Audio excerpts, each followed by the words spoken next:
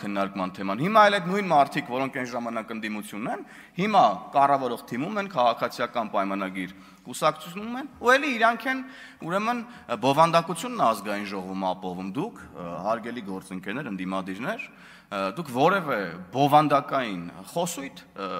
չեք ունենում ազգային ժողովում։ Դատարկ ուրեմն մերկապարանոց հայտարարություններ եք անում, ստեր եւ կեղծիքներ եք տարածում։ Ինչպես կարող է լուրջ լինի ազգային ժողովի քննարկումները, ընդդիմության մասնավորապես մասին է խոսքը, երբ որ ընդդիմության ներկայացուցիչը կարող է գաստեղ ասել, պարոն Օհանյան, օրինակ, դուք ընդդիմության խմբակցության ղեկավարն եք, ձեր խմբակցության падգամավորներից մեկը գալիս է ասում, օրինակ, ոսկեպարի եկեղեցին տվել են Ադրբեջանին կամ հեսա տալու են Ադրբեջանին։ Եվ վերջ, դրան չի հաջորդում մի հատ ներողություն գոնե, որ ես սխալվել եմ։ Ոչ մի բան, եւ մնացած այլ ստերը, մյուսը գալիս է ասում, Ծիծեռնակաբերդի ուրեմն հուշահամալիրը քանդում են։ Պարզվում է նման բան չկա, բնականաբար չէր էլ կարող նման բան լինել, ոչ մի ներողություն չի հաջորդում սրան, ընդհանրապես ոչ մի։ Եվ հետեւաբար էլ ինչպես պետք է ուրեմն քաղաքացիները չժղայնանան, չներվայնանան, չհոգնեն իրապես այս քննարկումներից, որոնք բնականաբար պետք է լինեն բովանդակային եւ ուղղված լինեն մեր քաղաքացիների շահերին, եւ ոչ թե գիտեք դուք գաք այս ամբիոնը օգտագործեք, որ ձեր ուրեմն արած չարածները թաքցնեք, փորձեք խեղաթյուրել եւ այդպես շարունակ։ Դուք կյանքի հետ առնչություն չունեցող թեզերից եք այստեղ խոսում։ Ընդհանրապես դուք գալիս եք այստեղ տեքստեր եք ասում, որ իրական հողի վրա գոյություն չունեն, մարդիկ ընդհանրապես տեղյակ չեն դուք ինչի մասին եք խոսում։ Ասում է քաղաքական հետ էլի երեք էլ խոսեցինք սրա մասին, էլի եկել են ասում են, ինչ որ քաղաքական հետապնդումներից են խոսում։ Ժորժ ջան, մենք եւ մեր ժողովուրդը ինչ մեղք ունի, որ ձեր բոլոր տեխնացուները հանցագործ են դուրս գալի վերջում։ Հանցագործ են դուրս գալիս, դատական վճիրներով են հանցագործ դուրս գալիս, ոչ թե քաղաքական գնահատական եմ ես հիմա հնչեցնում։ Դատական վճիրով ձեր տեխնացուները հանցագործ են։ Հանցագործ։ Դուք վարչապետի տեխնացու եք առաջադրել, ով պարզվավ հանցագործ է։ Հեղափոխության օրերին զենքեր ինչ որ ցույց տալի մարդկանց, սպառնում էր երիտասարդներին, ծեծում էին, բրաբուսներով գալիս քշում էին երիտասարդների վրա, ու այո, պետք է այդ մարդիկ գնան փտեն բանտերում։ Դուք էլ շատ լավ հասկանում եք ինչա տեղի ունենում, էլի։ Ասում եմ, այն ժամանակ քաղաքականությունը օգտագործում էիք, որ գողանայիք եւ լափեիք, հիմա էլ քաղաքականությունը փորձում եք օգտագործել, որ ձեր լափածն ու գողացածը պահեք եւ դրա համար պատասխանատվություն չկրեք։ Գաք մտնեք քաղաքական հովարի տակ եւ ասեք, տեսեք, մեզ քաղաքական հետապնդման են ենթարկում։ Ինչ քաղաքական հետապնդված կարելի է քաղաքական հետապնդման ենթարկել Վարդանիկին օրինակ։ Ամենամեծ ցանկության դեպքում դա հնարավոր չի անել օրինակ էլի։ Կամ Դավիթ Համբարձումյանին Մասիսի քաղաքապետով 6 տարի 3 ամիս դատապարտվեց ձեր սիրելի վարչապետի տեխնացուն։ Ասում է հանրահավաքներից մեր մարդկանց են բերման ենթարկում, այդ հանրահավաքները օրենքի դաշտում կազմակերպեք, որ մարդկանց բերման չենթարկեն, փող եք բաժանում գլխաքանակով մարդկանց եք հաշվում, մի կողմից եկեղեցականներին եք ստիպում գան մասնակցեն ձեր հավաքներին Ռոբերտ Քոչարյանին ծափ տան քահանաների շորերով, խաչը վզներին բերում կանգնացնում եք հրապարակներում, ասում եք ծափ տվեք Քոչարյանին։ 37 թիվն է ասում մի падգամավոր, ով դրանից 2 օր առաջ հանրային հեռուստաընկերության եթերում հարցազրույցի էր։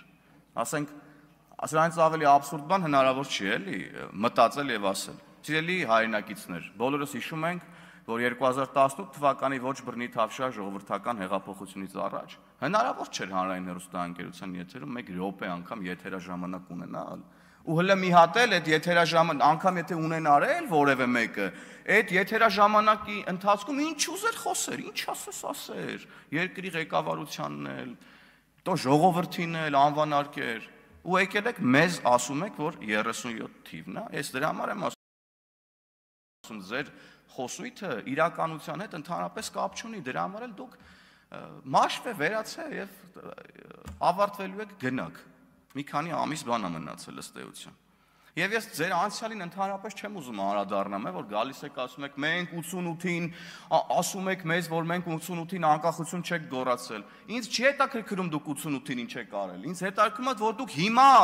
անկախություն չեք գոռում։ Դուք հիմա եք, այսօր եք դուք պայքարում Հայաստանի Հանրապետության անկախության, ինքնիշխանության եւ ժողովրդի ազատության դեմ։ Այսօր եք դուք դրա դեմ պայքարում, ինձ ընդհանրապես հետաքրքիր չի դուք 1888-ին, 1890-ին, 1891-ին, 2-ին, 3-ին ինչ եք արել կամ 1988-ին ինչ եք արել։ Ինձ դա էլ հետաքրքիր չի, ինձ հիմա հետաքրքիր է, հենց հիմա ժողովրդին հետաքրքիր է, հիմա դուք Հայաստանի Հանրապետության անկախության կողմ եք թե դեմ եք։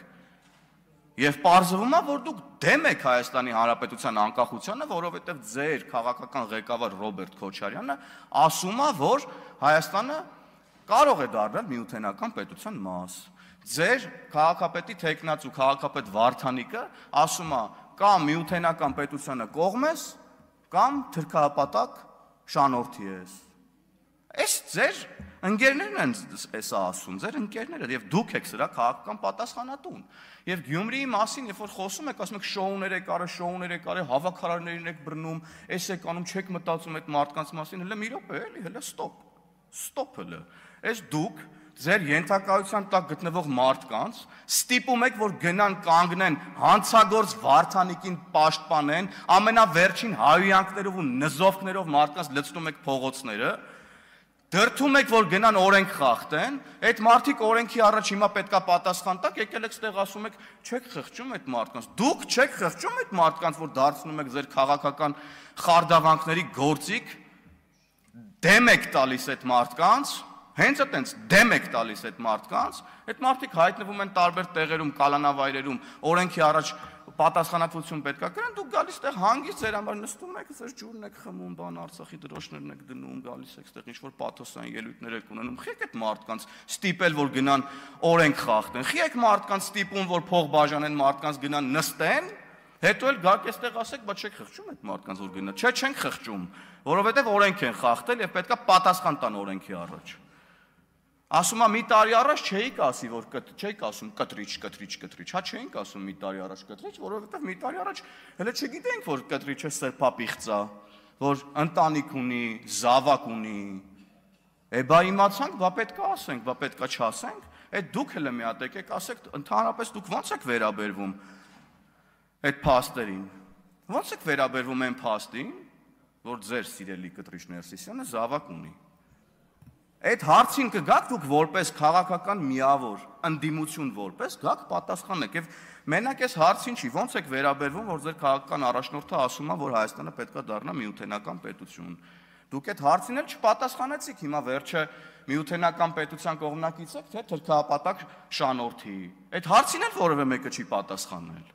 Ով պետքա պատասխանի ձեր փոխարեն այս հարցերին։ Ձեր ընկերներն են այս թեզերը եւ ձեր ղեկավարներն են այս թեզերը առաջ բերում։ Եվ ամենագլխավոր հարցը եկեք ստեղից պատասխանեք։ Պատասխանեք այստեղից դուք, կարողա դուք նորմալ եք նայում, որ ամենայն հայոց կաթողիկոսը կարողա երեխա ունենալ, եկեք ասեք, այո, մենք նորմալ ենք նայում, որ ամենայն հայոց կաթողիկոսը պետք կարող է երեխա ունենալ, եկեք ասեք։ Թե չէ եկել եք ասում եք եկեղեցին եք դարձրել, չգիտեմ, հարձակվել եք եկեղեցու վրա, ես ասում եմ դուք քաղաքականությունն եք դարձրել ձեր համար վահան, տեսակ որ դա ձեզ չի փրկելու, որևէ